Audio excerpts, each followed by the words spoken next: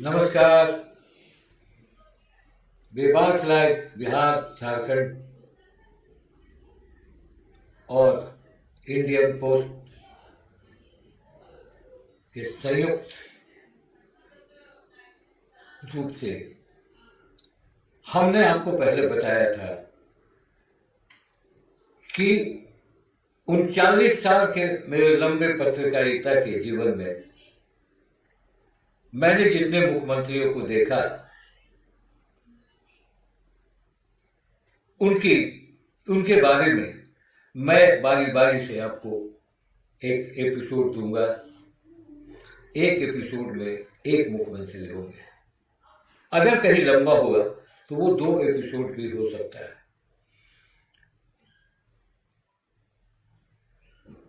1983 से मैंने general reporting की ओर रुख किया था। उससे पहले मैं पटना से प्रकाशित हिंदी दैनिक आज में खेल पन्ने को देखता था, स्पोर्ट्स एडिटर था। बाद में हमारे सीनियर्स ने मुझे मेरा रुख पॉलिटिकल और जनरल रिपोर्टिंग की ओर मोड़ दिया था। यह सिलसिला 83 से शुरू हो गया था। मैंने इस दरमियान जगन्नाथ मिश्रा कुछ चीफ मिनिस्टर के रूप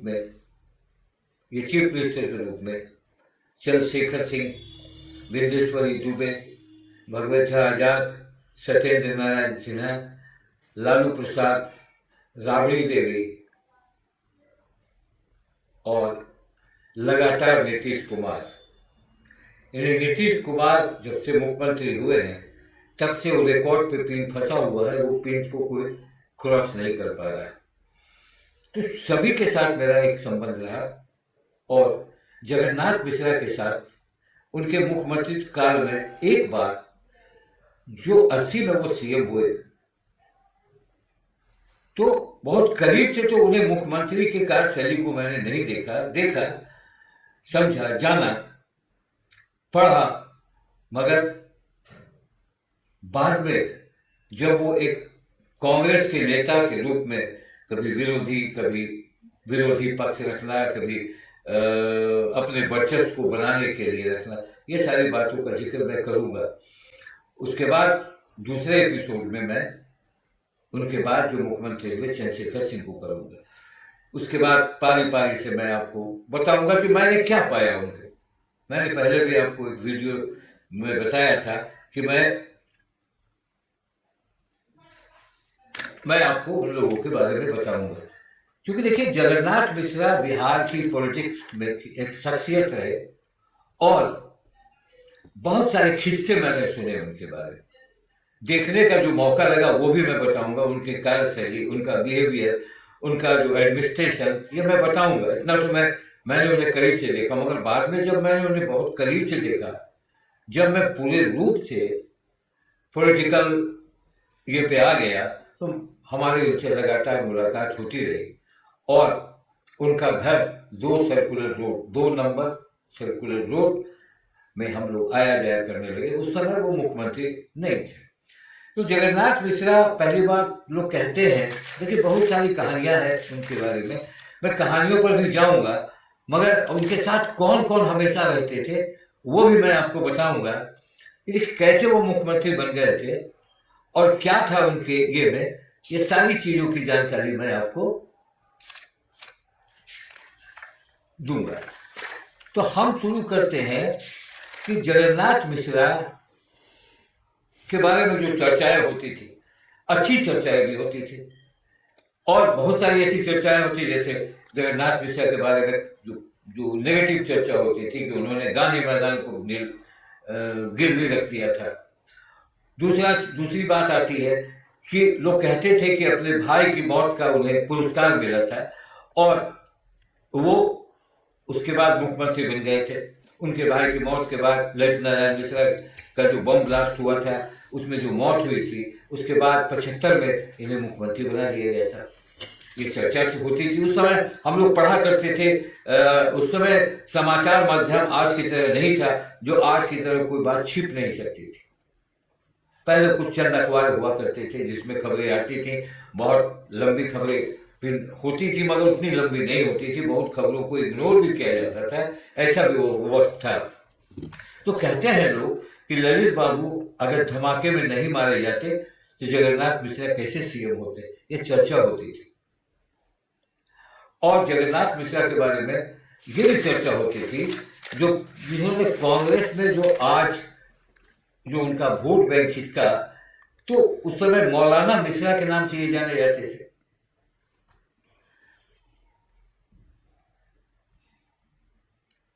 गांधी परिवार के करीबी थे। कहते हैं संजय गांधी और इंदिरा गांधी से इनकी डायरेक्ट बातें होती थी, और वो दोनों चाहते थे कि जगन्नाथ मिश्रा बिहार में अपने सत्ता को बनाए रखे। उर्दू के बारे में उन्होंने उर्दू, आज लोग कहते हैं उर्दू, आज वो कहते हैं कि उर्दू की बात और अल्पसंख्यकों की बात, उसको वोट लेने की बात, उनके वोट को बिखेरने की बात बहुत सारे लोग करते हैं, मगर मौलाना मिश्रा तो जगन्नाथ मिश्रा ही थे। उर्दू को दूसरी आधिकारिक भाषा का दर्जा भी उन्होंने दिया था। उर्दू ट्रांसलेटरों की व्यापक रूप में बहाली हुई थी। ये एक उनका पक्ष था जो मैं देखता था। मैं उनके कार्यशैली पर उस वक्त नहीं गया था। मैं जब कार्यशैली जब उनकी शुरू थी, जहां से वहां से मैं शुरू करूंगा, तब मैं उनसे मिला था और कैसे वो काम करते थे। विदेशों में 1982 में जब मैं आज अखबार में था और स्पोर्ट्स देखता था, उस समय प्रेस बिल लाया था और दोनों सदनों से उसे पारित करके उसमें यह प्रावधान था कि प्रेस बिल के उल्लंघन को लेकर पत्रकारों के लिए सजा का प्रावधान कर दिया था। देश भर में आवाज उठी थी और मैं भी उस समय उस आंदोलन में शामिल हुआ था। हमारे बहुत सीनियर्स लोग थे, बहुत बड़े अखबारों के संपादक थे, सारे लोग थे। उसमें मैं भी 82 में बैनर पकड़कर प्रोसेसन में भाग लिया था। लाठियां चली थी, बहुत पत्रकार घायल हुए थे, और उस दौरान पूरे देश में ये मामला जगन्नाथ मिश्रा के खिलाफ गया था। और एक दिन संपादकों ने अपनी संपादकीय टिप्पणी ब्लैंक कर दिया था, जो कि आज तक हमें नहीं लगता है इसके बाद ऐसा कभी हुआ था कि तमाम अखबारों ने संपादकीय, ये एकता थी पत्रकारों की, और जगन्नाथ मिश्रा परेशान थे। बाद में जैसी राष्ट्रपति की मुहर लगने वाली थी कि जगन्नाथ मिश्रा ने इस प्रेस बिल को वापस ले लिया था।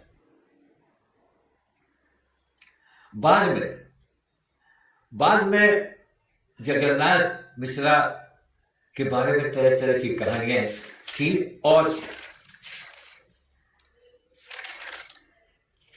उनको तरह तरह से लोग आंकते थे। मगर मुझे कब वो रिपोर्टिंग करने की जनरल रिपोर्टिंग की ओर मुझे क्यों भेजा गया कि आप जाइए। उस समय 1982 में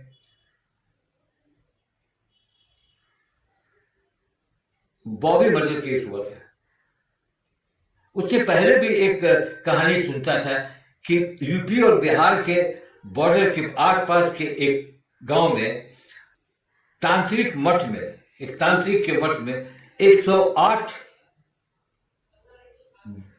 बकरों की बलि दी गई थी जगन्नाथ मिश्रा के लोगों के द्वारा, ताकि उनकी कुर्सी बची रहे। और ये बहुत चर्चा में आया था और मैं उस समय पत्रकार था और लगातार, सीरियस पत्रकार नहीं था, पत्रकारिता करने की का जुनून सवार हो गया था। तो वो भी मामला उनका बहुत तूल पकड़ा था। भाई की हत्या का मामला में कहा गया था, इशारा था केंद्र सरकार पर और किसी की, ये इशारे पर ऐसा हुआ था क्योंकि इंदिरा गांधी और संजय गांधी ललित बाबू से परेशान थे, क्योंकि ललित बाबू थोड़े विरोधी तेवर के हो गए थे। तो लोगों की आशंका थी कि कहीं वहां से करके और इसी बहाने इनको मुख्यमंत्री बना दिया गया। और ये सारा मामला आनंद मालवीय के मत्थे दिया गया कि ये इनकी हत्या आनंद मालवीय द्वारा की गई। मगर जगन्नाथ मिश्रा क्यों चहेते बन गए, केंद्र के चहेते बन गए? लोग कहते हैं कि अपने भाई की हत्या का उन्होंने जो विरोध नहीं किया और उसकी जांच गति चलती रही और अभी तक जारी है, बदस्तूर जारी चली रही, उसका कोई फाइनल शेप अभी तक नहीं आया। देखिए, ये तो अर्थशास्त्र के प्रोफेसर थे जगन्नाथ मिश्रा, और उन्हें 75 में जब मुख्यमंत्री बना दिया गया था, और 80 की बात मैं करता हूं, 80 में झंझारपुर से उनको चुनाव लड़ने की बात की गई थी और वो हार गए थे। हारने की वजह क्या थी कि कामेश्वरी देवी, उनकी भाभी भी वहां से लड़ गई थी और धनिक लाल मंडल वहां से जीत गए थे। उसके बाद जब उस समय इंदिरा गांधी 372 सीटों के साथ सत्ता में वापस लौटी थी। बाद में बिहार के चुनाव में 324 का, जो उस समय बिहार बटा नहीं था, 324 में 179 सीट कांग्रेस ने जीत लिया था। केदार पांडे एकदम तैयार थे मुख्यमंत्री बनने के लिए, और जगन्नाथ मिश्रा हार चुके थे, बावजूद संजय गांधी और इंदिरा गांधी ने उन्हें मुख्यमंत्री बनाया, और चूंकि संजय गांधी के करीबी थे, उन्हें मुख्यमंत्री बनाया और केदार पांडे को रेल मंत्री का आश्वासन दिया गया। अब आइए कहानी कि 83 में जब बॉबी मर्डर केस हुआ, बॉबी, श्वेत निशा उर्फ बॉबी, जो विधान परिषद में काम करती थी, विधानसभा अध्यक्ष राजेश्वरी स्वरूप दास उनकी बेटी बताई जाती थी, तो उनकी जब हत्या हुई और उन्हें जब दफनाया गया, उस समय जगन्नाथ मिश्रा चीफ मिनिस्टर थे। और मुझे याद है अभी भी कि उसकी एक छोटी सी खबर आज हिंदी दैनिक प्रदीप अखबार था उस वक्त, उसने भी काफी चलाया, मगर वहां जब एक छोटी सी खबर छपी और उस खबर में था कि श्वेत निशा और बॉबी को आनंद फानंद में दफनाया गया। किशोर कुणाल उस वक्त बड़े तेज तरार एसपी थे पटना के, उन्होंने कब्र से उन्हें निकाल कर फिर से पोस्टमार्टम कराया, और पोस्टमार्टम कराने के बाद ये राजनीतिक कभी नाम आने लगा बहुतों का, बहुत सारे कांग्रेसी नेताओं का नाम आया, जिसमें पूर्व विधानसभा अध्यक्ष स्वर्गीय राधा नंदन झा से लेकर एक एक रोज में जगन्नाथ मिश्रा के यहाँ जाने का मुझे भेजा जाता था कि कुछ न्यूज़ लाइए, कुछ ये लाइए। तो जगन्नाथ मिश्रा से मेरा वो थोड़ा बहुत इंटरेक्शन होने लगा, और उसके बाद ये टूल पकड़ा, और टूल पकड़ने के बाद ये टूल थमा नहीं। जगन्नाथ मिश्रा बड़े सॉफ्ट स्पोकन थे। देखिए, जगन्नाथ मिश्रा में एक क्वालिटी थी उनके लोगों में, उनके यहाँ कुछ ऐसे लोग थे जो उनके सुख में भी और दुख में भी एक साथ खड़े रहते थे, जिसमें थे Kamalnath Singh Thakur, Prabhunath Singh state minister finance हुआ करते थे, विजय कुमार मिश्रा, बसंत कुमार लाल, इंदुकांत मिश्रा, बड़ा नाम चलता था, रघुनाथ झा, जीवानंद झा और जीरू बाबू, समाइले नबी, राजो सिंह, ये जगन्नाथ मिश्रा के की छतरी थे, और ये कभी भी उनसे अलग नहीं हटते थे। मगर जगन्नाथ मिश्रा एक ऐसे शख्सियत थे कि वो हमेशा पॉलिटिकल अपलिफ्टमेंट के आगे बढ़ते थे, बहुत सॉफ्ट स्पोकन थे, बहुत ज्ञानी थे, और उसके लिहाज से लोगों से बहुत ही प्रेम से बात करते थे। मुझे एक दौर याद है कि जगन्नाथ मिश्रा कभी भी पत्रकारों को, भले उन्होंने प्रेस बिल लगाया, उस समय आर्यावर्त अखबार था, जो कि कहा जाता था कि जगन्नाथ जी, उनका भी एक अखबार खुला था पाटलिपुत्र टाइम्स, तो उसके चलते जगन्नाथ मिश्रा ने पाटलिपुत्र टाइम्स को भी खोला था, उसमें बहुत सारे पत्रकारों ने नौकरी भी की थी, और प्रेस बिल जब लगाया था, मगर पत्रकारों से उनका व्यवहार बड़ा मधुर होता था। मुझे एक घटना याद है, उस समय वो मुख्यमंत्री नहीं थे और भगवत झा आजाद मुख्यमंत्री थे, शिवचंद्र झा सभापति थे विधानसभा, और मैं दिल्ली में था। मैंने एक स्टोरी ब्रेक की थी, जो मैंने ये बताया था कि शिवचंद्र झा का त्याग पत्र राजीव गांधी ने ले लिया है। ये खबर पटना, उस दिन दिल्ली में था, पटना में बहुत ये से छपा था, और जिस समय उस समय कोऑपरेटिव माफिया जिसे कहते हैं लोग, उसको ये किया था, तो लोग समझ रहे थे, जो उसमें सदानंद सिंह है, स्वर्गीय हो गए, नहीं बोलना चाहिए उसके बारे में, स्वर्गीय जितने हो गए उनके बारे में क्या बोलूं, मगर चर्चाएं आती हैं, और बहुत सारे नागेंद्र सिंह, ये सारे लोग थे। तो ये सब जगन्नाथ मिश्रा के लोग थे और लोग कहते थे कि जगन्नाथ, अब्दुल गफूर भी थे, बहुत सारे लोग तो इसको लेकर थोड़े नाराज हुए थे। मैं समझता था कि जब भी उनसे मेरी मुलाकात होगी तो वो मुझे जरूर इस पर बहुत बुरा भला कहते हैं, जो जो राजनेताओं की आदत होती है। संजोग से एक बार मैं बारिश से बचने के लिए उनके घर पर 2 सर्कुलर रोड पर वहां पहुंचा। वो उनके लोगों ने कहा, ये जगन्नाथ जी।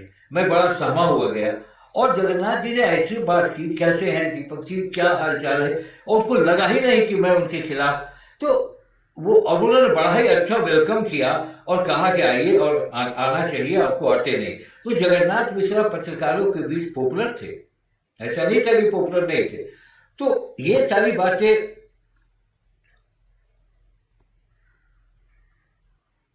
मुझे ये कहने को होता है कि मैंने उनसे फिर बाद में उनके घर, जो उनका घर बेली रोड पर था और जेडी विमेंस कॉलेज के पीछे था, बहुत आदर से मिलते थे, सबका हालचाल लेते थे, मगर पॉलिटिकली डाउन हो रहे थे।